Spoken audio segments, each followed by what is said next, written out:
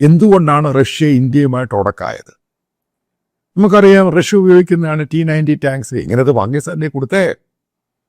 ഈ 2016 ശേഷം ഒരു പാകിസ്ഥാനിൽ ഇത് വിറ്റു, ചൈന ത്രൂ വിറ്റു.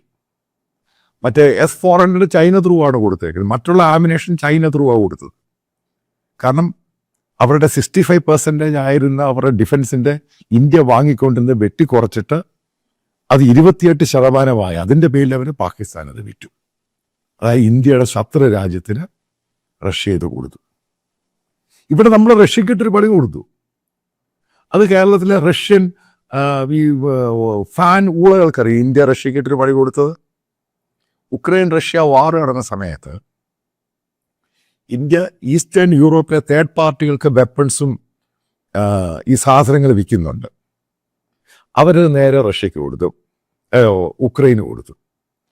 അപ്പോൾ ഇത് റോയിറ്റേഴ്സാണ് ആദ്യം റിപ്പോർട്ട് ചെയ്തത്.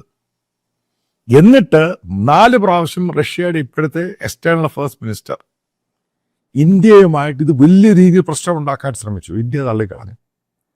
ഇന്ത്യ പറഞ്ഞ് ഇന്ത്യയുടെ പ്രൈവറ്റ് കമ്പനി ഉണ്ടാക്കുന്ന റഷ്യ ഉക്രൈന് നേരിട്ട് കൊടുത്തില്ല, മറ്റുള്ള രാജ്യങ്ങൾക്ക് കൊടുത്ത് അവരത് കൊടുത്തതിൽ ഞങ്ങൾ ഉത്തരവാദികളല്ല.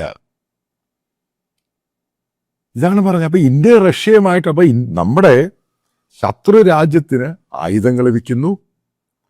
മറ്റുള്ളത്, അതായത് പഴയ പോലെ ഇന്റർനാഷണൽ ഫോറത്തിൽ നമ്മളെ റഷ്യ ഇപ്പോൾ പിന്തുണയ്ക്കുന്നില്ല.